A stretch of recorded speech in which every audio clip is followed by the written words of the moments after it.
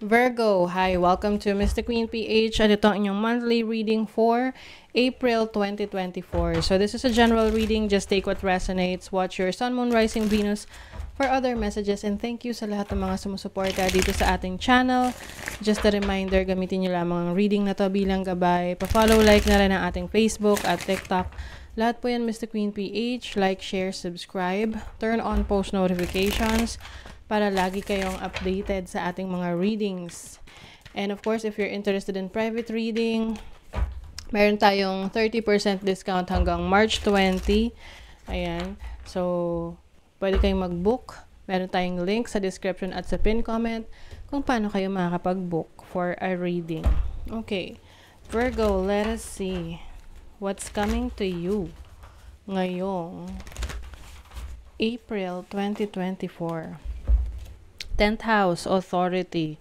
So, yung iba sa inyo, maaring meron kayong leadership role na i-assume ngayong April. So, maaring merong promotion sa trabaho or meron kayong mga magiging responsibilities, obligations ngayon sa trabaho, sa career, sa business ninyo. So, yan yung mas magiging focus ninyo this April. And some of you, mas lalo niyong pinalalakas yung inyong pangangatawan, no?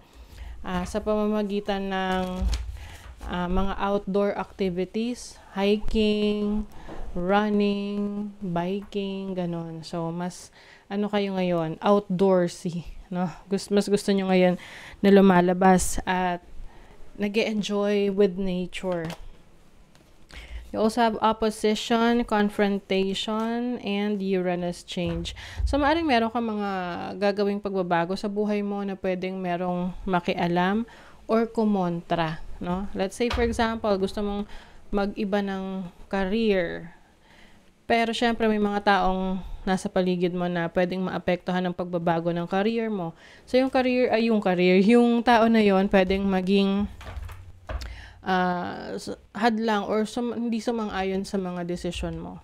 Halimbawa, may asawa ka o gusto mo ng mag-abroad o tapos yung asawa mo hindi papayag kasi syempre magkakalayo kayo, maglo-long distance relationship kayo.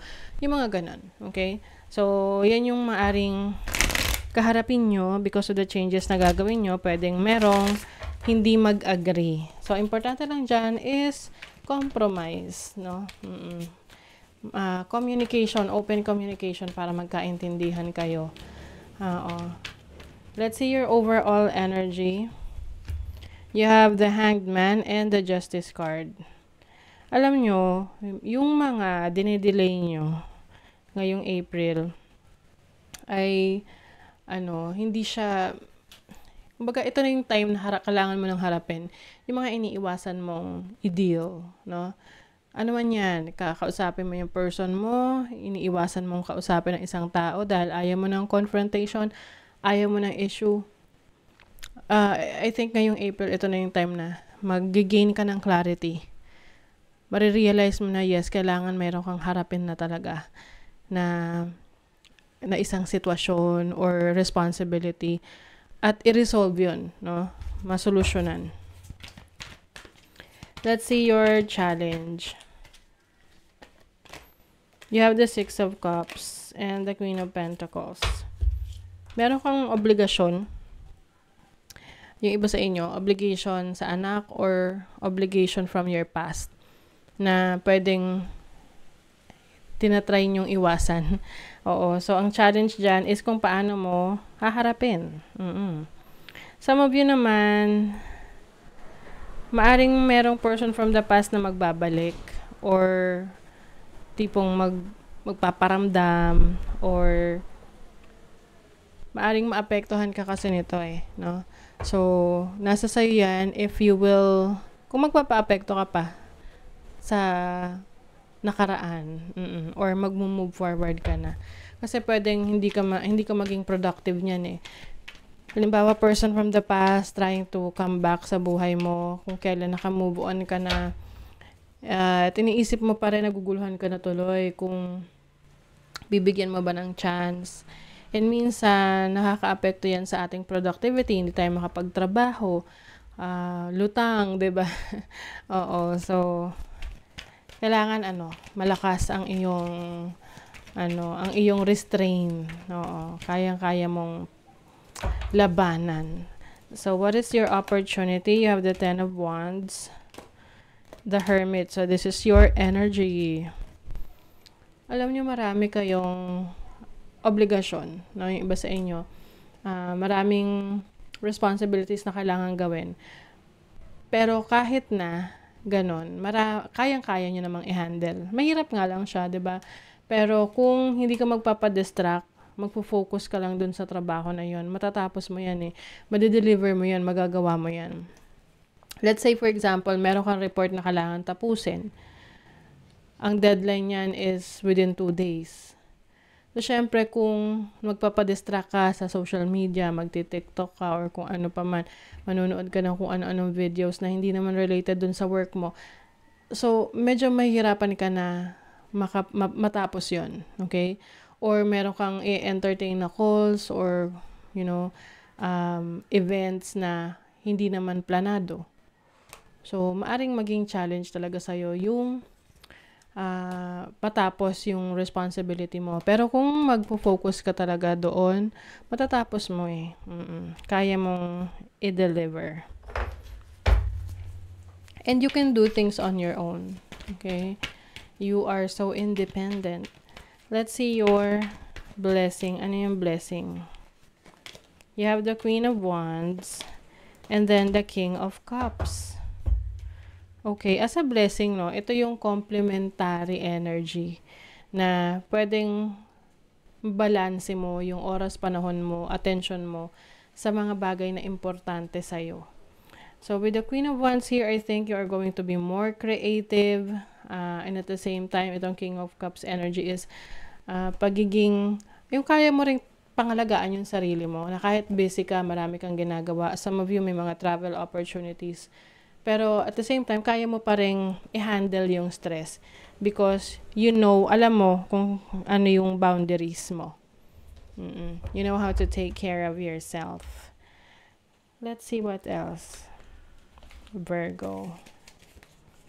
For April 2024. Oh, 'di ba? Detail, looking closer. So, mas magiging detail-oriented ka.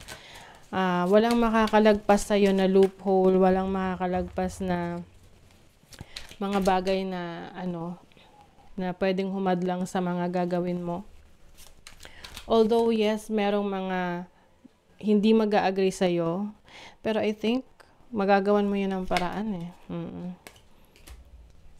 Meron ka ring time for your friends, connections. Kapag natapos mo na yung iyong mga responsibilities, you will be given a chance to go out and have fun. Okay? And your resources, no, infinite. Kayang-kaya mong, ito yung tipong